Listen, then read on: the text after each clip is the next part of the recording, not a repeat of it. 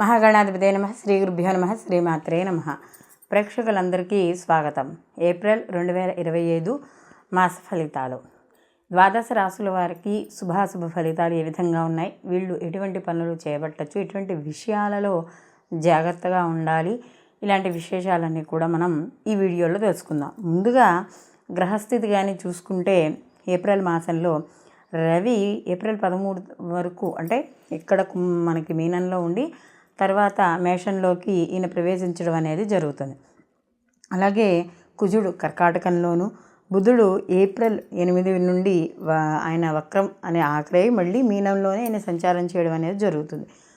గురువు వృషభంలోను, శుక్రుడు ఏప్రిల్ 13 వక్ర త్యాగం పొంది తర్వాత కూడా ఈయన అక్కడ మీనంలో ఉండడం అనేది జరుగుతుంది.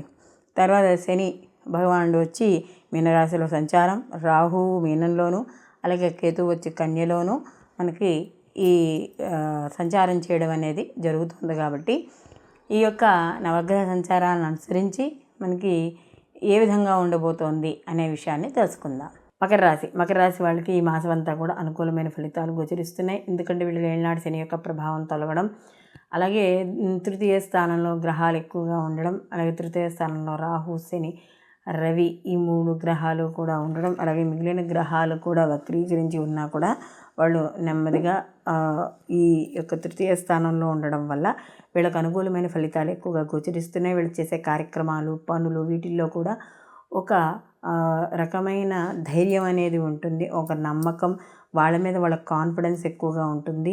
అలాగే విద్యార్థులు గతంతో పోలిస్తే ఈ మాసంలో కాస్త చదువు మీద శ్రద్ధ పెట్టి చదువుతారు. మంచి ఉత్తీర్ణత సాధించడానికి వీళ్ళు చేసే ఏదైతే ప్రయత్నాలు ఉన్నాయో అవన్నీ సఫలీకృతం అవుతాయి. ఏదైతే పరీక్షలు రాస్తారో పరీక్షలు కూడా అనుకూలంగా ఉండడం అనేది జరుగుతుంది. ముఖ్యంగా ఏవైతే ఈ పరీక్షలు రాసేటప్పుడు పోటీతత్వం ఏదైతే ఉందో ఈ పరీక్షలు రాసేటప్పుడు మాత్రం చాలా అనుకూలంగా ఉండడం అనేది జరుగుతుంది. సంపాదన పెరుగుతుంది, ఆదాయ మార్గాలు పెరుగుతాయి. వృత్తి ఉద్యోగాల్లో పనిచేసే వాళ్ళకు కూడా ఆదాయ మార్గాలు పెరగడం అనేది జరుగుతుంది. అలాగే ఇంట బయట కూడా కీర్తి గౌరవాలు పెరుగుతాయి. ముఖ్యంగా వీళ్ళు కుటుంబ సభ్యులు ఎవరైతే ఉన్నారో వాళ్ళందరూ కూడా వీళ్ళు సహాయ సహకారాలు అందుతాయి. విందు వినోదాల్లో పాల్గొంటారు, సంతాన వృద్ధి ఉంటుంది. అలాగే స్నేహితులతోనూ బంధుమిత్రులతోనూ కలిసి విహారయాత్రలు అవి చేయడం అనేది జరుగుతుంది. ఉద్యోగాల పరంగా కూడా అనుకూలత ఎక్కువగా ఉంటుంది. దూర ప్రయాణాలు చేస్తారు, క్షేత్ర దర్శనాలు చేసుకుంటారు. ఇష్టమైన పనుల్ని కష్టమైనా కూడా చాలా సులువుగా తెలివితేటలుగా వాటిని ఏ విధంగా చేసుకుంటే పనులు ముందుకు వెళ్ళాలి అనే ఆలోచనలతోనూ లేదా వారి స్నేహితులను చుట్టుపక్కల వాళ్ళని ఎవరో ఒకరు ఈరో పొరుగునో కనుక్కొని ఆ పనిని మాత్రం తప్పనిసరిగా పూర్తి చేసుకోవడం అనేది ఉంటుంది. అలాగే రోజు కూడా ఇక్కడ కాస్త వీళ్ళు చేసే యోగా వల్ల కావచ్చు, వ్యాయామం వల్ల కావచ్చు, దైవబలం వల్ల కావచ్చు పనులు ముందుకు ఎలా తీసుకెళ్లాలని ఒక ఐడియాగా ముందుకు వెళ్ళడం అనేది జరుగుతుంది. అలాగే వీళ్ళకంటూ సమాజంలో ఒక ఐడెంటిటీ లభిస్తుంది. నూతన వస్త్రాలు ఇవన్నీ కూడా కొనుక్కుంటారు. అలాగే వీళ్ళకి సమాజంలో వృత్తిపరంగా కావచ్చు, విద్యపరంగా కావచ్చు, ఉద్యోగపరంగా కావచ్చు నూతన పరిచయాలు అవ్వడం అనేది జరుగుతుంది. ఈ ప్రయత్నాలన్నీ కూడా కలిసి వస్తాయి. అలాగే వీళ్ళకి ఏవే అనుకోని విషయాలు కొన్ని విషయాలు ఎవరైతే మకర రాశి వాళ్ళు ఉన్నారో వాళ్ళకి అనుకూలంగా ఉండడం అనేది జరుగుతుంది. వృత్తి ఉద్యోగ వ్యాపారాల అనుకూలత, కుటుంబ సభ్యులతో ఇక్కడ కాలం గడపడం అనేది జరుగుతుంది. మొత్తం మీద ఈ రాశి వారికి కానీ చూసుకుంటున్నప్పుడు ఈ మకర రాశి వాళ్ళకి ఏవైతే ఈ షష్టగ్రహ కూటములు అనుకోండి, పంచగ్రహ కూటములు అనుకోండి, ఏప్రిల్ మాసంలో వీళ్ళకి ఎక్కువగా అనుకూలమైన ఫలితాలే గోచరిస్తున్నాయి. అంటే అనుకున్న పనులు అనుకున్న సమయానికి చేసుకోవడం అనేది జరుగుతుంది. సంతానపరంగా వృద్ధి ఉంటుంది. భార్యాభర్తలు కానీ ఇలా వాళ్ళ మధ్య ఏవైనా అపోహలు ఉంటే అవన్నీ కూడా తొలగుతాయి. రాని బాకీలు ఏమైనా ఆర్థిక పరంగా ఉంటే రాని బాకీలు వసూలు అవుతే ఆర్థిక మార్గాలు పెరగడం అనేది జరుగుతుంది. మొత్తం మీద వీళ్ళకి ఆర్థిక, వృత్తి, ఉద్యోగ, వ్యాపారాల పరంగాను అన్నిటి పరంగా కూడా మకర రాశి వాళ్ళకి ఈ యొక్క మాసంలో అంటే పర్టికులర్గా ఈ ఏప్రిల్ మాసంలో మాత్రం చాలా అనుకూలంగా ఉంటుందని చెప్పుకోవచ్చు.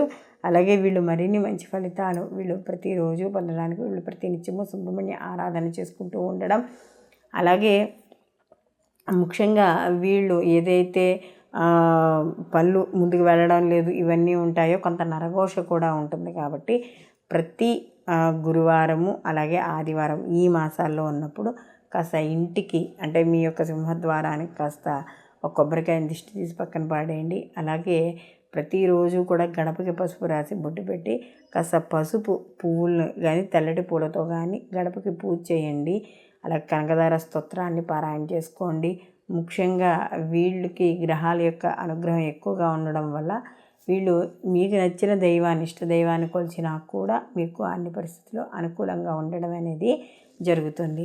ఈ వీడియో కానీ నచ్చినట్టయితే మీరు లైక్ చేయండి, 10 మందికి షేర్ చేయండి, సబ్స్క్రైబ్ చేసుకోవడం మర్చిపోకుండా. అలాగే మీ అభిప్రాయాన్ని కామెంట్ రూపంలో తెలియజేయండి. ఇప్పటి వరకు మనం ఈ గోచార ఫలితాలను అనేవి తెలుసుకున్నాం. ఈ గోచార ఫలితాలు కేవలం ఈ మాసంలో ఈ నెల రోజులు మాత్రమే ఈ ఫలితాలు ఇలా ఉండబోతున్నాయి అని చెప్పి గోచార ప్రకారంగా అందరికీ కలిపి మనం ఒకటే చెప్పుకుంటున్నాం. అయితే ఈ గోచార ఫలితాల్లో మార్పులు అంటే కొంతమందికి మంచి ఫలితాలు ఉంటాయి, కొంతమందికి చెడు ఫలితాలు ఉంటాయి. అయితే దీంతో పాటుగా వ్యక్తిగత జాతకాన్ని కూడా తప్పనిసరిగా పరిశీలనలోకి తీసుకోవాలి. ఈ పరిశీలనలోకి తీసుకున్నప్పుడు మాత్రమే మనకి ఏవైతే వ్యక్తి యొక్క వ్యక్తిగత జాతకము ప్లస్ గోచార ఫలితాలు రెండు కలుపుకున్నప్పుడు పూర్తి ఫలితాలు రావడం అనేది జరుగుతుంది. సర్వే జన సుఖినో భవంతు. లోకా సంస్థ సుఖినో భవంతు.